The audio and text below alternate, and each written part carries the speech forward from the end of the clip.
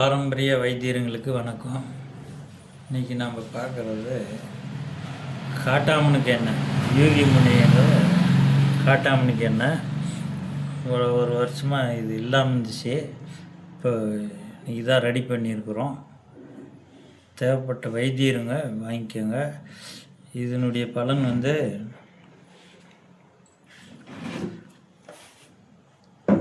இது கிட்னி ரெண்டும் பழுதானாலும் இது கொடுத்தீங்கன்னா சரியாயிடும்.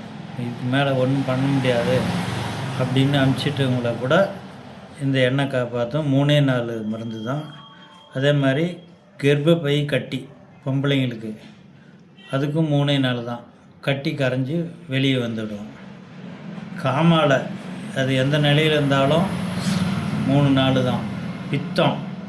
பித்தத்துக்கும் 3 தான். கபத்துக்கும் 3 கொடுத்தீங்கன்னா போதும்.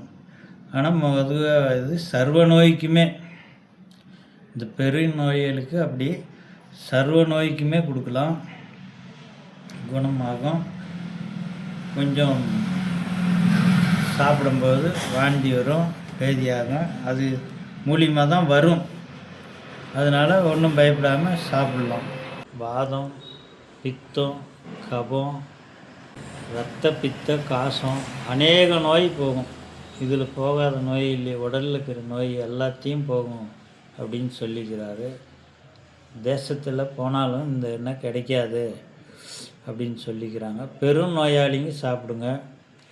சின்ன நோயாளிங்களுக்கு வைத்தியருங்க இந்த ஒரு பாட்டிலில் ஒரு வேளைக்கு கொடுங்க. இது 30 மில்லி. இதை 3 நாளைக்கு சாப்பிட்ணும். அவ்வளோதான் ஒரு ஆளுக்கு. சின்ன நோயாளிங்களுக்கு ஒரு வேளை ஃபஸ்ட்டு கொடுத்துட்டு வேறு அந்த நோய்க்கு தகுந்த மருந்து நீங்கள் கொடுத்துக்குங்க. ஃபஸ்ட்டு மட்டும் ஒரு வேளை கொடுத்துக்குங்க. பளிச்சுன்னு எல்லாமே இப்போ சரியாயிடும். அதுக்கப்புறம் அதுக்கு தேவையான மருந்தை நீங்கள் கொடுத்துக்கலாம். அநேக நோய் இதில் போகும். இது ரொம்ப நாளாக இல்லாமல் இருந்தது, இப்போ தான் செஞ்சுருக்குறோம். தேவைப்பட்ட வைத்தியருங்க வாங்கி பயன்படுத்திக்கங்க.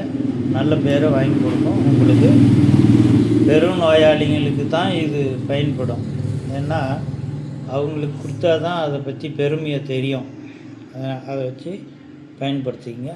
எண்ணெய் சாப்பிட்றவங்களுக்கு முதல்ல இது பனங்கல்கண்டு பற்றியா கடையில் கிடைக்கும். பனங்கல்கண்டு ஒரு 100 கிராம் வாங்கிட்டு மிக்சியில் போட்டிங்கன்னா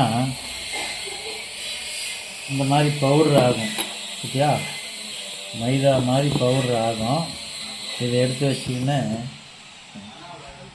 பாட்டிலில் 3 ஒரு பங்கு, இப்படி 3 ஒரு பங்கு ஊற்றணும். ஊற்றி அவ்வளோதான். இந்த அளவுக்கு எடுத்து எண்ணெயை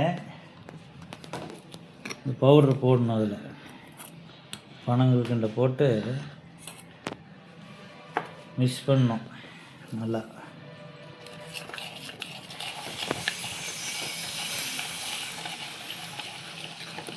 இது மாதிரி கலக்கிட்டு இன்னும் கொஞ்சம் போடணும். போட்டால் கையில் எடுக்கிற அளவுக்கு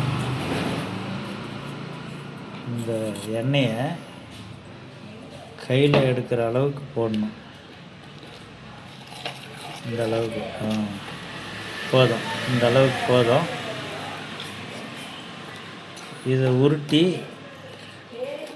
ஒரே தடவை முழுங்க முடியாது. சின்னதாக உங்களுக்கு ஆரமாக கையில் எடுத்து முழுங்கிக்கலாம். ஒன்றும் பிரச்சனை இல்லை.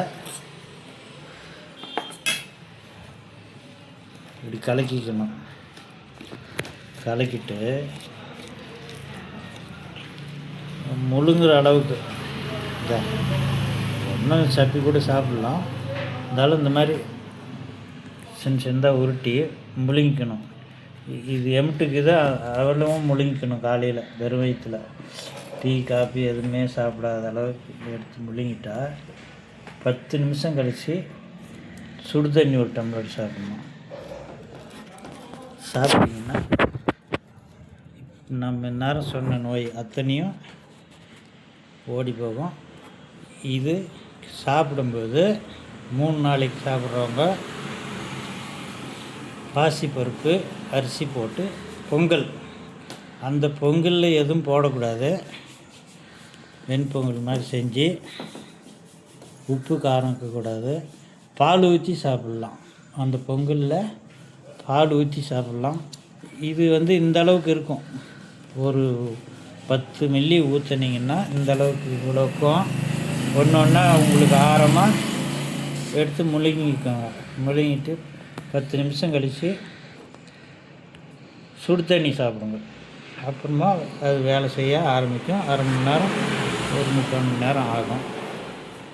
நன்றி, வணக்கம்.